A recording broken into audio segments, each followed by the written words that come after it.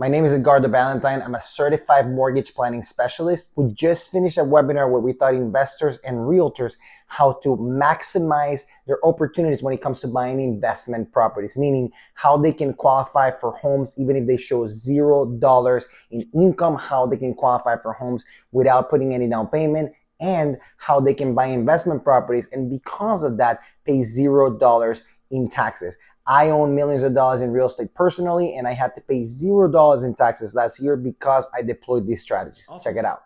So, like I was saying before, today's webinar is going to be specifically for investors or people that want to get into investing in real estate. We're going to talk about strategies on how to find the down payment and what is it that down payment that's really required for an investor, how they can show income, especially for those self-employed people that maybe don't show a lot of income in their tax returns or people that quite frankly show zero income in their tax returns.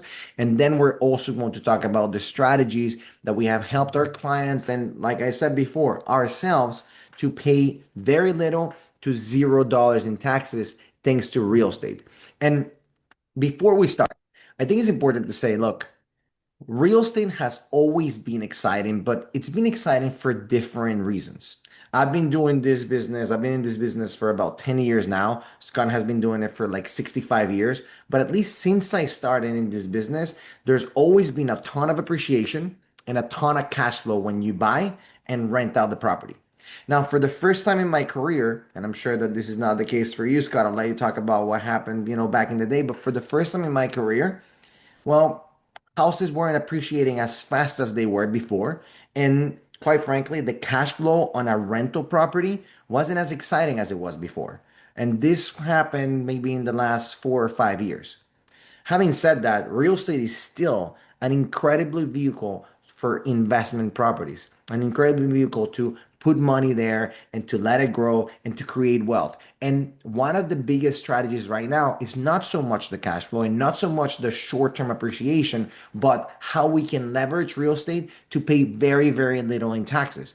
And that has been very exciting for us to discover and for us to start doing for ourselves because, as you know, the most expensive thing for anybody that makes a little bit of money is taxes. That's the biggest expense that we all have. So if we can use an investment that, yes, still gives you some cash flow, maybe not as much as before, and yes, still appreciates, maybe not as much as before, but in addition to that, saves you a ton of money in the biggest expense that you have, it becomes a very, very interesting investment. Scott? Yeah, the only thing I want to add to that is not only does it do everything you say, but I also think it takes somebody who maybe is on the fence about investing or maybe isn't thinking about investing, and this gives them an incentive to like, wait a minute, I'm going to buy this property just for a tax shelter standpoint. Yeah. So that's another thing too, is that I think it opens up an entire new avenue of investors and potential within everybody's databases and their friends group and things like that. Yeah, and for the realtors listening to this, and you're thinking about clients, it also makes the difference between investing now versus investing later. It also makes the difference between buying one property versus multiple rental properties. Because if we can maximize the benefits, then it makes more sense to buy more properties or buy more often than just do it once in a while if the perfect deal comes in. The other thing that makes it interesting too is that once you start adding the tax benefits to the deals that you are underwriting, to the deals that you're putting in front of your investors, well, those deals are a lot more interesting and a lot more exciting than just if they have to stand by themselves based on cash flow or how much appreciation they're going to have. All right, so without further ado, let's get this party on. Most investors have been told this, that they need a big down payment and taxable income to buy real estate. And those are the two biggest things that investors face, or the two biggest problems that investors face when they're trying to buy a house. Typically, they have good enough credit, but the problem is, okay, where am I going to come up with the money and where am I going to come up with the income that the bank needs me to show in order to qualify for this property? So, and this happens for a couple of reasons. If you're self-employed, for example, you have a bunch of write-offs. whether they're real or not. They're a bunch of write-off, and the write-off, that the income that you show at the end of the day in your tax return is very different than the actual income that you make. But unfortunately, through traditional lending and through traditional banks, well, traditional lending and traditional banks are not going to look at the real income. They're going to look at your current tax returns, and they're going to look at that bottom line. Also, the down payment must be sourced in season, meaning that down payment needs to be in the bank for 60 days or 90 days a lot of times, and you need to give a ton of explanation of where that money came from. And again, if you run your own business, well, you have money in different areas. One of the biggest things that we see is, for example, cryptocurrency. In traditional lending, if you have a lot of money in crypto, well, they're not going to see that money as legitimate. You have to sell that money, put it in the bank for us to even count it as reserves. That's traditional lending. So there are other ways to do this. And then finally, the bank ignores the real estate equity and true cash flow. You can buy a property through traditional, or if you try to buy a property through traditional means, even if it's an amazing deal where the property is going to cash flow great and you're going to have a ton of equity on that property, if you don't fit that little box that the banks have, well, they're going to say no. And this is why a lot of people that can buy real estate, that are very qualified to buy real estate, and that end up not buying real estate, not because they don't want to, but because traditional financing doesn't let them overcome these hurdles. So, the Investor, Real Estate, and Tax Act is 3 steps. One, they can use their existing real estate equity to purchase new properties. That way, they do not have to sell investments and pay taxes on that. They do not have to deplete their savings. They do not have to pull money from their current business. If we have an investor, if we have a self-employed person, well, we want them to invest or reinvest what they're making into their business, because that's the best vehicle for them to make money. But we also need them to bring some down payment to buy real estate. So one way that we're going to talk about how to achieve this is by pulling money from their existing real estate. Number two, we can show them how to qualify for financing without even showing tax returns, without even talking about employment. And then number three, we're going to talk about how to lower the taxes after you buy real estate. How can we get the down payment? So look, there's several different ways of getting the down payment, and like Ed has said, by far the overwhelming majority of investors I talk to, their biggest thing is, man, I wish I just had more liquidity so I could buy more properties.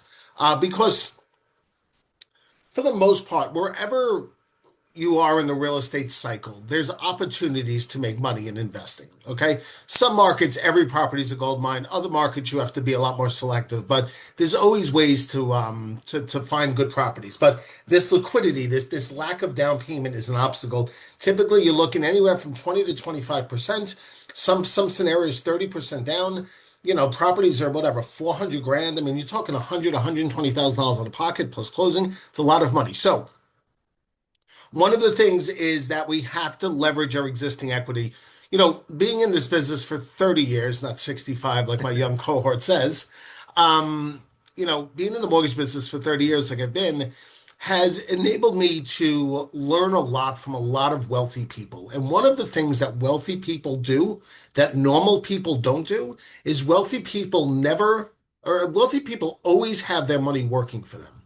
So wealthy people do not have hundreds and hundreds of thousands of dollars in equity sitting somewhere like a house, and they're not leveraging it for more money. There's a reason why, Tesla has, I don't know how many hundreds of millions of dollars or billions of dollars in the bank, yet he's still taking out loans, or they're still taking out loans. Um, so equity is capital. We could leverage existing properties for sure, and we could leave your first mortgage in place. I know a lot of people, like 67% of people have a mortgage rate that's like below 4%. We're not going to mess with that. The other thing too to understand is this. Traditionally, a home equity line of credit is only for your primary residence. And, when you get out of that box, we do have options where we could leverage equity from your vacation homes, short-term rentals, and vacation properties. Slide, please. Okay, so let's look at some of these lines of credit on investment properties. Okay, there's a couple different options. So number one is a closed-end second mortgage. Scott, real quick, just Sure. to bring it back. I'm actually gonna stop sharing for a second and bring it to you. Just quickly, let's say that somebody's listening to this. Let's say that they want to buy their first property. They're buying their first investment property. They have their own house. Just overview, what is even a home equity line of credit? Like, what are you talking Yeah. about? So what we're doing is we're taking out an additional mortgage on the property. Okay, it's going to be in second lien position. So you're going to have, just to make up numbers, you have a $600,000 house. You owe 300,000 on it. So you have $300,000 in equity. So we could do a secondary loan for maybe 100 or $150,000, and now that gives us the capital to put down on the investment property that you want to buy. So does it touch the first loan? No, first loan Okay, stays exactly as so it let's give is. me my example. Let's say my house is worth $500,000 and I owe $200,000. Okay. What do I So do?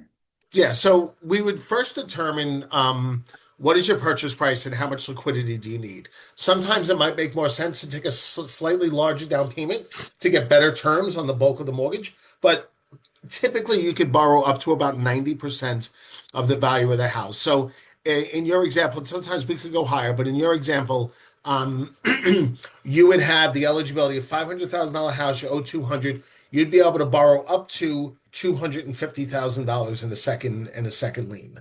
Like Now, in addition to my first mortgage. exactly. Now, taxes and insurance are paid however they're paid now. This doesn't affect this. This doesn't affect your first mortgage. Doesn't mess with that rate. The only thing is you'll now have two house payments to make instead of one, or I guess two payments on auto pay instead of one. But outside of that, it's literally that simple. Okay, cool. So All home right. equity line of credit accessible to everybody. Now Yes. let's go back to the slides. All right, cool. So let's look at these couple different options and look, like with everything, there's pros and cons. And at the end of the time together, there'll be a QR code if you want to have specific questions about a specific situation for you or a client or somebody you know or whoever. Because everybody, like, what's good, what's the right path for everybody's a little different. But big picture overview, a closed-end second mortgage is different than a HELOC. So let me just break that out. On a typical HELOC, which stands for Home Equity Line of Credit, it's a line of credit that you could borrow from, pay back, borrow from again, and they have a period of time that you could pay it back and take it out again and again and again. So that's a home equity line of credit, what we call a HELOC. A closed-end second mortgage is not that. A closed-end second mortgage is if you are applying for $100,000, $100,000 is given to you at closing, and you are making payments over 20 or 30 years, however we structure it, on that $100,000. They're generally fixed rate loans, and there's a definitive option where that's the right call for people. Now, outside of that, we have three different HELOC options. Again, like I mentioned before, if you walk into a traditional bank and ask them for a home equity line of credit on their investment property, they're going to tell you no. They usually only do it with primary residences. We do have access to HELOCs on investment properties. So another restriction you will fall into a lot with bank home equity lines of credit, traditional ones, is that they'll put a cap on how much they'll give you. A lot of times that cap could be anywhere from $300,000 to $500,000 is a common ceiling. We're able to go up to $750,000, which is significant.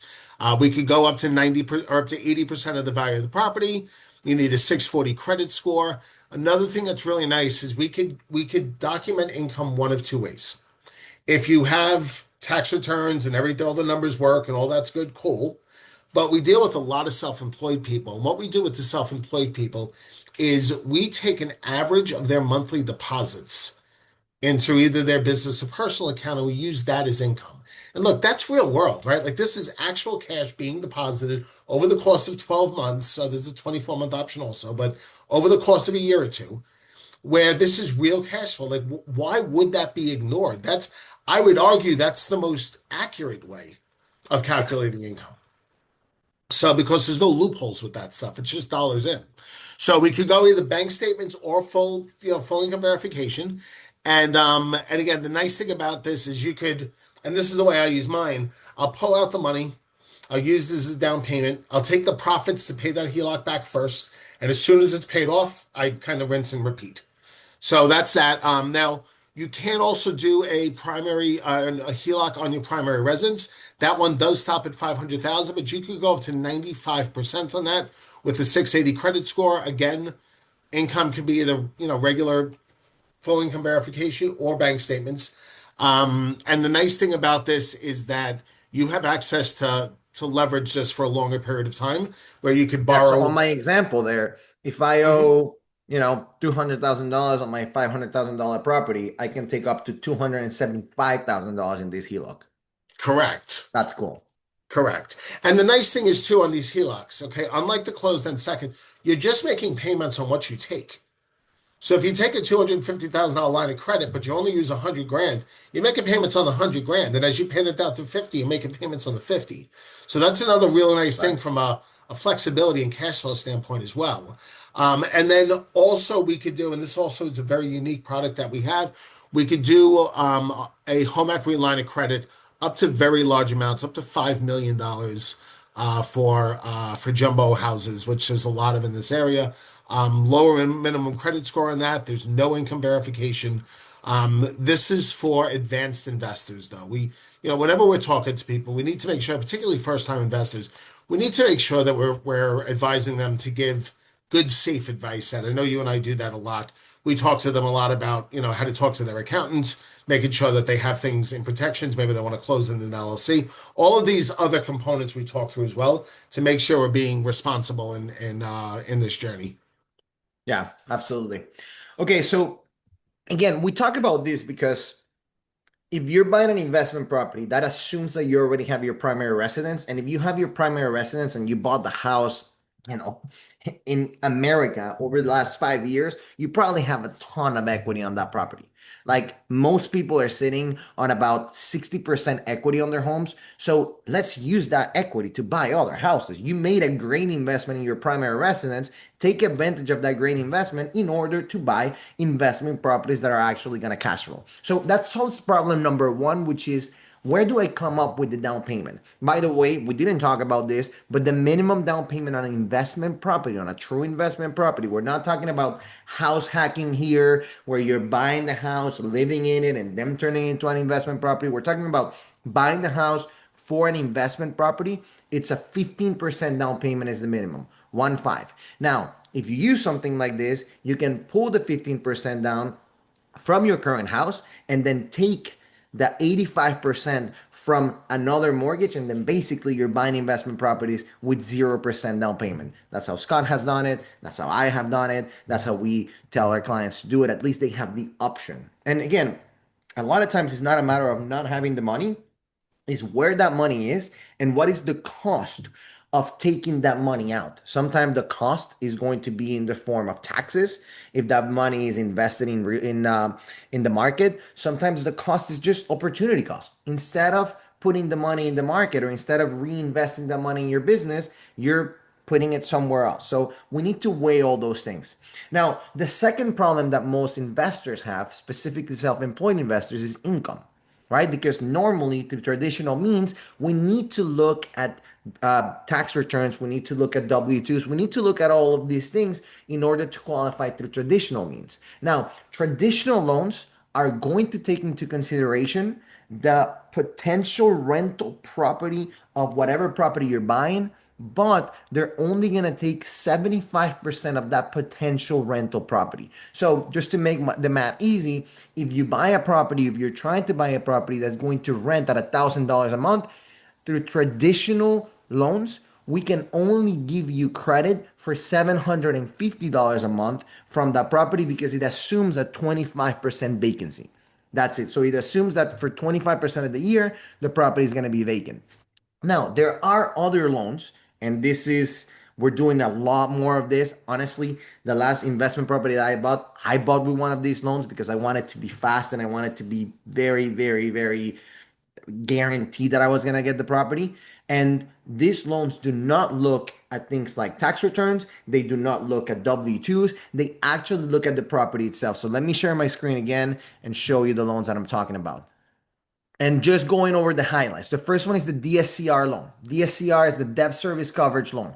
This basically just qualifies the property based on its potential cash flow. So it's going to look at a property. We're going to send an appraisal, and the appraisal is going to look at the property and is going to say, okay, this property not only it's worth what we say it's worth, but it's also going to rent for this much money.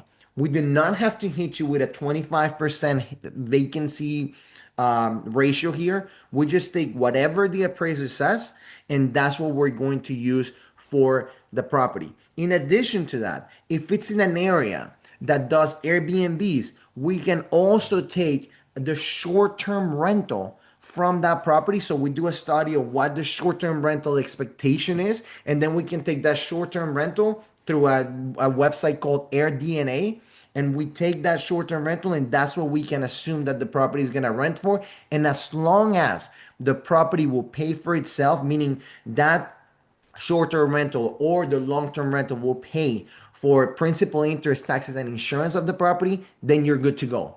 And by the way, if you're putting a very strong down payment, like 30% or more, we don't even need the property to pay for itself because you have enough of a down payment in there. So this gets very interesting because now we're not focusing on the investor itself, but we're focusing on the investment. So I can speak for myself. Like for me, it gave me peace of mind, not only that I knew that we were going to be able to close and close super fast, because we've closed these properties in a week. Now, please, let's not, try to close everything in a week, but we've closed these properties in a week. But it gave me peace of mind of knowing that there was going to be enough of a study of the property to make sure that that property that I was buying was a good investment opportunity for me. The other thing that's good with this type of loan and the other loans that we're talking about here is that they offer more protection in the sense of not only you can buy it in your name, but you can also buy it in the name of an LLC. So you can create an LLC just for that property, you get more protection, and we can give the loan to the LLC. So that's the first one, DSCR loan. Minimum down is 15%. You can buy in the name of an LLC, and we just look at the potential rental income of that property.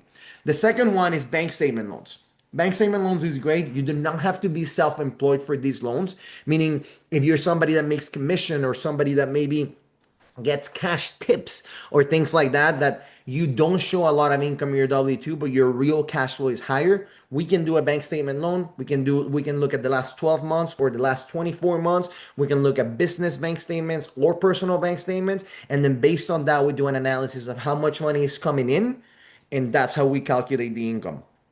We have another one called asset depletion loans, which this one is for people that have a lot of money, have accrued a lot of money, maybe in investments or in savings or in other things, but they don't show a lot of cash flow. So if you're somebody that's maybe retired or somebody that, was able to get into a good exit or sold a property or multiple properties, and now you're sitting where you have $1 million, let's say, in investments, but you don't show a lot of income, we can do a calculation where we calculate, okay, that $1 million will be the same as having this much income, and then we qualify you to buy the property. And then finally, for self-employed borrowers that receive 1099 or self-employed borrowers, even if they don't have 1099, we can do a profit and loss loan, or we can do a 1099 loan where instead of looking at a bunch of bank statements, we just look at the last 2 years of 1099, or we just look at a P&L from the last 2 years and we're good to go. Anything to add on this, Scott? I guess, on the asset depletion loan, the thing that crossed my mind is, I mean, that falls under the old adage of banks like to lend money to people that don't need it, right? These are people that absolutely can pay cash for the property. In many cases, they can buy multiple properties of that type cash, but they don't want to, like you said, capital gains reasons, security reasons, liquidity reasons, a lot of that stuff. And with you and I having obtained our certified mortgage planner designation years ago, it's cool the way we're able to really understand cohesively how all of the different financial levers are impacted when we're helping our clients make the right decisions. Yeah. Scott, I want you to talk about this one, the buy before you sell, just because I feel like, especially the last 2 weeks, you've had like a lot of experience on this. And look, I think this is important. I know that this is not necessarily something for everybody, but can you frame what this is? and who this would be for. I mean, I know that you specifically, like again, the last 2 weeks you had a specific, you know exactly what happened with that. So just can you frame this for us real quick? Yeah, before we do it though, it looks like Susie has her hand raised with the question. Let's make sure we address Susie's question. Yeah, that's perfect. Yep. Put it in the chat, Susie, while I'm kind of framing this up, and then we'll address it. And guys, anybody else on the call with any questions, throw them in the chat. It's a smaller group, so we could just kind of go through them as they come. Okay, so look, if you are looking to sell your house and buy another, it's a conundrum because like what do you put first, the cart or the horse? And the challenge becomes like I don't want to put in an offer that's contingent on the sale of my property because that could be, it's just it's a tough offer to get accepted. Secondly, yes, in an ideal world, especially okay, um, especially if you're selling an investment property, then it's easier to sell first and then buy second, no problem. What happens though? If you are in a situation where you come across a property that's just too good to pass up and your current place hasn't sold. By the way, this also works if you're selling a primary and buying a new one. But either way, we could do a loan on the departing residence. Typically speaking, once a house is listed for sale, you can't take a mortgage out against it. And if you do, it's something called a bridge loan. But what matters is we enable people to access their equity um, taxes the equity in the property while it's listed for sale before it's sold. So it gives them the flexibility of both. And what's really nice about these programs is a lot of them, they don't even have to make payments on that loan they're taking out on the home that they're going to sell and gives them a lot of flexibility. So they can put in an offer that's not contingent on the sale of their home, which is a regular offer with being able to transfer whatever equity they plan on transferring. And it's a really, really solid way of opening people up. I had a situation just recently. This is a guy moving and buying a new primary residence, and he was based on the sale of his house. The sale of his house was guaranteed to go quickly. As it always turns out, it didn't go quickly. We had a 7 week contract. About 5.5 weeks in, I realized, like, and I've been staying in touch, this thing isn't selling. We need a plan B. And that was the exact option that we were able to do. We were able to get him a line of credit or a bridge loan on his departing residence. He used that as the down payment to buy the new property. Everything closed on time. We were able to put everything together in about 10 days and completely restructured the loan. And we were in fantastic shape. So the buy before you sell is a really nice option. I know it says on the slide that it's fast and flexible. It really is. But it's a really, really nice option that you could use for people. So that ever crosses your mind, do you find somebody in that situation? There are options out there. Yeah, and what's exciting is we can do that. I mean, look, most buy before you sell are for primary residences, but we can also do it for investment properties. Now, look, in an ideal world, this is one of those mortgages that you shouldn't, like in an ideal world, you don't need, right? Like you should never want to get one of these loans. It's one of those things where like what we want to happen is we want to sell the property and then buy the property. But reality, it's that sometimes it just doesn't happen that way. Most of the time, it doesn't happen that way. It's not like the perfect house that you want at the perfect price is going to wait to come in the market until you sell the property. And in competitive markets, it's going to be really hard to get an offer accepted when one of the contingencies is that the house has to sell before. As a matter of fact, you know what? I say that in competitive market is hard. It's actually harder in a market where we're in right now because houses aren't selling as much. So if houses are taking a long time to sell and you write a contract that's contingent upon you selling your own house, a realtor knows that in this market that might take forever and they're going to say they're not going to want to accept that offer. So it's important for us to know that these loans exist and to have them in our back pocket in case this is needed, in case the perfect opportunity comes to the market, and you don't have to pass it because of lack of options. So buy before you sell. We have it not just for primary residences, but also for investment properties. This is good for you to know. Okay, and then the next thing is, okay, how can we pay less in taxes? And this is something that has existed for a little bit, but it got very, very exciting last year with the passing of the Big Beautiful Bill. Um, the Big Beautiful Bill made some changes that made it even more exciting for investors to save taxes. So let me show you an example because I think this is the easiest way to understand how this works. Let's say that somebody buys an investment property and the purchase price is $400,000. Now, in this example, this person is going to put renovations of $100,000, but they don't have to put renovations for this to work. But in this example, we have a $400,000 price and renovations of $100,000.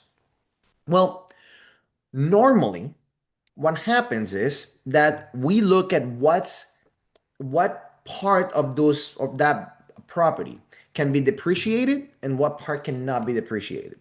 Just so we understand, depreciation, it's basically the government saying, hey, we understand that when you buy something, it's not going to last forever.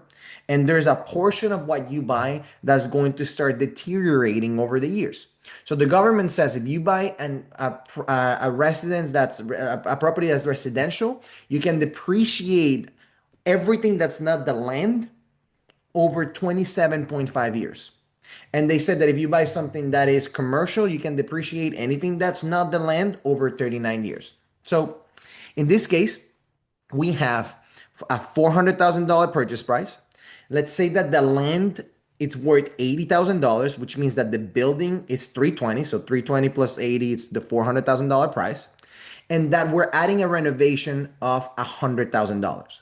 In this case, everything that's not the land, so the renovation plus the building is $420,000. Okay. Now you can do something called a cost segregation analysis. A cost segregation analysis, a cost segregation study is you pay some engineers to look at the property and they break down the property into what's going to have shorter life. So what's going to depreciate or deteriorate in the first 15 years versus what's going to quote unquote last for the next 27 and a half years. Okay. And in this case, this example gave us 40% of shorter life and then 60% of the longer time. So again, out of the $420,000, this cost segregation analysis, this cost segregation study determined that $168,000 are going to deteriorate or depreciate within the first 15 years, and then the 252 over the 27.5 years. What this does is that this allows me to take advantage of this in two different ways. One scenario, which is the one that we love, is to take bonus depreciation, meaning to take that $168,000 that is supposed to deteriorate over the first 15 years, and you can take a deduction of $168,000 year one. So the first year you can deduct from your income the full $168,000. Now, in addition to that, because we determined that $252,000 is going to be depreciated over the life of the next 27.5 years, then you can take this number divided by 27.5, which is $9,163. So year one, you can take out of your income about $177,000. Oh, okay, Ed, wait. You're telling me if I have a W-2 job and I make $175,000 a year and I buy a rental property, I could do, and let's say these numbers worked out to be exact numbers, I could do this, submit this have my accountant submit this to the IRS, and my tax refund will be 100% of the income taxes I paid all year on the 175 grand. Yeah, So because you I made literally have paid zero federal income taxes. zero. You made 175,000 and you're deducting 177. So you're basically showing that the IRS that you made $0 in taxes. And if I made $40,000 in payments to the IRS throughout the year, my tax refund will be that $40,000 in full. Yeah, because you owe zero. And I don't And have to pay what's taxes. There's no deductions from that. That's 40 grand clean in my pocket. in your pocket. And what's nice about that is then next year and the subsequent years, you can still take $9,163. Man, that's fantastic. Think of the people that make high income earners, like Scott was saying, a high income W-2 earner, doctors, lawyers, engineers, all of those people are paying a lot of money in taxes. So to give this example, Somebody that's in a 32% tax bracket will save $52,000 in actual taxes that they would have paid the IRS. Somebody's in a 37% tax bracket, they would save $60,000 that they would have paid the IRS otherwise. Meaning, if they didn't do that, they have to pay the IRS $60,000. If they did that, they get those $60,000 back from the IRS. Guys, this is a game changer in the game of investment properties. Now, scenario number two is to take the $420,000 depreciable basis, which is this two, and then just divide it by 27.5, and then you just depreciate about $16,000. So the savings here will be $5,000 or $5,800 versus $51,000 or $60,000. Guys, this $52,000 almost or $60,000, it's a lot more exciting than just $5,000 in savings every single year. You don't just cross my mind. Remember the financial planner lead we got.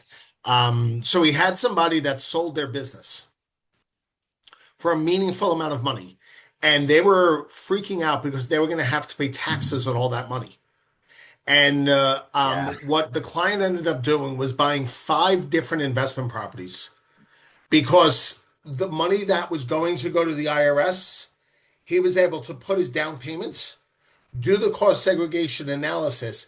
His out of pocket ended up being the same, but instead of all the money going to Uncle Sam, the money went into the investment properties that he bought that are now generating nice cash flow for him. So if you know somebody or you're in a situation where you're going to sell a business or come into a meaningful amount of taxable, money, then this is a fantastic thing to consider. Look, if you take a loan, you're only putting 15% down, you're still saving the $60,000. Now, if you pay cash, you put all that money in cash and you save the $60,000, but you can take a loan and still get the full amount.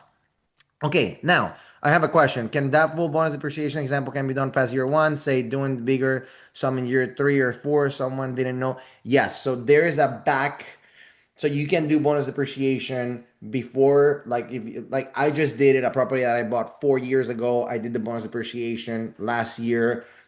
I didn't take it like you make a little, you get a little bit less because I had already taken depreciation. But yeah, the short answer is yes, you can. Okay, now how do you do this? A great question. There's two ways to do this. You can qualify as a real estate professional or an STR loop, the short-term rental loop. So let me go over this real quick. This is a little technical. Obviously, you got to talk to your CPA about all of this. You need to have, if you want a recommendation for a CPA, I have a great CPA. Scott has a great CPA. But this is how it works. If you qualify as a real estate professional, you don't need to be a realtor, by the way. So please don't try to become a realtor if you're not a realtor. This is just from the IRS standpoint. From the IRS standpoint, that means that you work more than 750 hours a year on real estate. More than 50% of the total working hours must be in real estate, meaning, it can't be like you have a full-time job and then real estate is your part-time job. No. And then you materially participate in rental activities, which means that nobody else can say that they participate more on this. Let me just explain this. Let's say that you have a doctor and then you have a stay-at-home wife or a stay-at-home husband. That person that stays at home, if they don't have another job and they can show that by the time they went to see the property, they hired the contractors to work on the property, they looked at different deals, all of this was more than 750 hours on working on getting that property or working on that property afterwards, and that they don't have any other job that takes more time than that, and that they don't have a property manager that takes care of everything or that takes care of more than what they take care of, then that person will qualify as a real estate professional and they can deduct all of this from their W-2 income. So again, a lot of times when we have the second person in the household that doesn't have a job or an employment, we can use this. Now, the other option, let's say that the two people work, there's a short-term rental loophole, which is if we can show that the average guest on that property stay 7 days or less, we show that the person materially participated, so worked on the property for at least 100 hours, and nobody else worked more than them, then they qualify for taking all of those depreciation against their W-2 income. So this is huge because you can buy the property in November, put it as a short-term rental for the month of December, have somebody stay for 5 days, show that nobody else worked on this property, and then that you worked 100 hours on this, then take advantage of the full depreciation, and the next year you can turn it into a long-term rental. Guys, this is the best hack. All right, Scott, do you want to go quickly over Yeah, let me how to share my itemize? screen. Yeah. Yeah, just stop sharing the screen for a second while while I frame this up. So, like, team, there's another thing that I think is really important when we talk about analyzing investment properties, and that is understanding all of the components of the money. What most people do, particularly new investors, is they just look at the cash flow.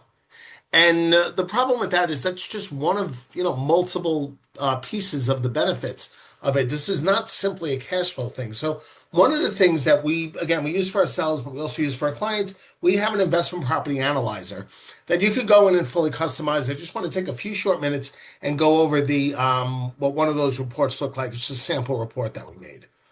So let me get my screen shared. Sweet. All right, everybody can see that? Perfect. Okay, so what we have here is a property that's being bought for $400,000. Okay, and the monthly expenses on this are 2420. The estimated rent in this example is 2640. So they start off with a positive cash flow of $220. Now we can alter how many years we run this on. We like to run it on a maximum of a 10-year window. I think it's hard to really do predicting much beyond a 7 to 10 year time frame. So one of the things that you can set in here, and this is another thing that a lot of new investors miss, is that you don't leave the rent the same. Rent historically goes up about 3% a year. That's market specific, could be 2, could be 4, but it's certainly not 0 for a long period of time. So factoring in, and you can customize that in the report. So factoring in rent increases put in there. Over 10 years, the positive cash flow, just strictly cash in your pocket, is going to be over $69,000. The other thing that we have to look at is what is the cash on cash return? If somebody buys a $500,000 property and they put down 10%, and let's say the property goes up 10%, they didn't make 10% on their money. They made 100% on their money. The only time your return equals how much the property went up in value is if you pay cash. That's why leverage is so powerful.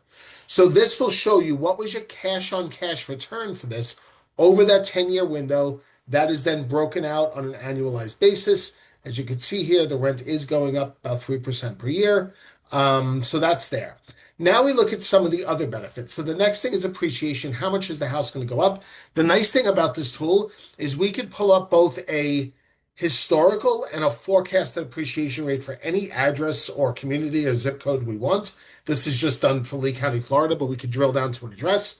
And then finally, part of those mortgage payments every single month, I'm going to be paying down the principal, what's called amortization gain. So we have the cash flow up here of 69 grand, property going up in value over 10 years, almost 200 grand, and over $40,000 in amortization gain. So we actually have total benefit of 555, but now we got to subtract out the expenses, right? There's interest, there's taxes, there's repairs. All of those things get factored in because otherwise this isn't accurate. What are the closing costs to buy? What are the closing costs to sell? What are the commissions? All of that stuff in this example came out to $298,000, almost 300 grand. So the pure profit was 256 on a 120 initial investment. Your total ROI was 213%, which is 12% per year. And again, this shows year by year how that grows. So look, it's just really important, team, that we are